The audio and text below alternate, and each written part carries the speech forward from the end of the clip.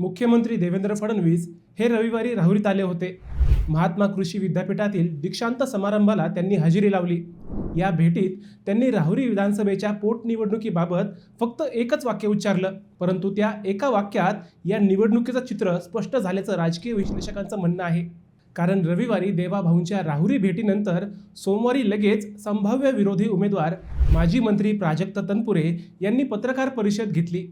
त्यात मुख्यमंत्र्यांचं कौतुक केलं, शरद पवारांच्या उपकाराबाबतही कृतज्ञता व्यक्त केली। पत्रकार परिषदेत प्राजक्त तनपुरे अगदी कॉन्फिडन्सने बोलले, परंतु त्यातील मुख्यमंत्र्यांचे कौतुक हे भाजपच्या कार्यकर्त्यांसाठी उभारी देणारं ठरलं। नेमकं काय सुरू आहे राहुरीत, याच विषयीचे काही तर्कवितर्क आपण लावूयात।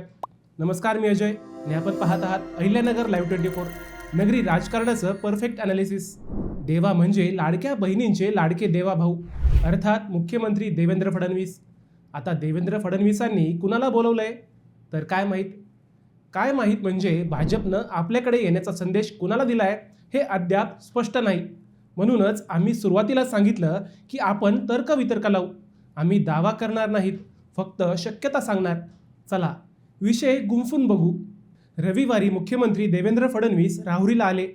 गेल्या 6 महिन्यात मुख्यमंत्री कित्येकदा नगर जिल्ह्यात आले, त्यामुळे देवाभाऊ राहुरीत आले फक्त एवढीच बातमी नाही, तर राहुरीच्या पोटनिवडणुकीच्या पार्श्वभूमीवर देवाभाऊंचा हा दौरा महत्त्वाचा राहिला। कारण कार्यक्रम जरी कृषी विद्यापीठाचा असला तरी त्यांनी त्याच्या जिल्ह्यातील भाजपच्या नेत्यांना व कार्यकर्त्यांना बरंच काही महत्त्वाचं सांगितल्याच्या चर्चा रंगल्या। या कार्यक्रमाला भाजपच्या पहिल्या व दुसऱ्या फळीतील सगळेच नेते उपस्थित होते, त्यामुळे राहुरीचा उमेदवार कोण, सर्वे काय सांगतोय, पालकमंत्र्यांची पसंती कोणाला, या सगळ्यांबाबत त्यांनी काही हिंट दिल्या। या हिंट नुसत्या जिल्ह्यातील भाजपच्या नेत्यांना किंवा कार्यकर्त्यांनाच नव्हत्या, तर थेट विरोधकांनाही होत्या। एका वाक्यात त्यांनी सगळं सांगून टाकलं, बारामती व राहुरी या दोन्ही निवडणुका बिनविरोध व्हाव्यात अशी आमची इच्छा आहे, परंतु विरोधकांनी आमच्यावर निवडणूक लादलीच तर आम्हीही तयार आहोत, असं त्यांनी सगळं एका दमात सांगून टाकलं। राहुरीच्या बाबतीत फडणवीसांचे 2 प्लॅन काय आहेत याबाबत आम्ही काल स्वतंत्र व्हिडिओ केला। आता त्यानंतर सोमवारी माजी मंत्री प्राजक्त तनपुरे यांनीही पत्रकार परिषद घेत काही मुद्दे क्लिअर केले। प्राजक्त तनपुरे हे सध्या भाजपच्या विरोधातील प्रमुख उमेदवार म्हणून चर्चेत आहेत।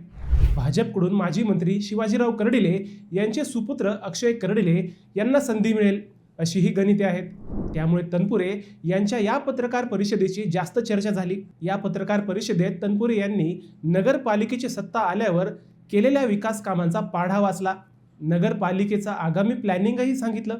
याच पत्रकार परिषदेत त्यांनी मुख्यमंत्री देवेंद्र फडणवीसांचं कौतुक केलं।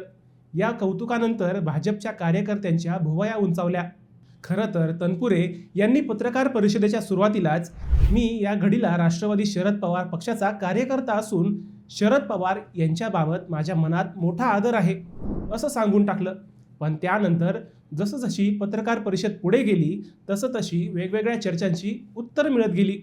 आता उत्तर मिळत गेली म्हणजे राजकारण हा असा विषय आहे जिथं थेट उत्तरं मिळत नसतं, काही उत्तरांची सांगड घालावी लागते, काही उत्तरं ही शोधावी लागतात, काही उत्तरांचा संदर्भ जोडावा लागतो। अगदी तसंच तनपुरेंनी देवाभाऊंचं कौतुक केल्यानंतर भाजपच्या कार्यकर्त्यांच्या अंगावर किलोभर मास चढलं।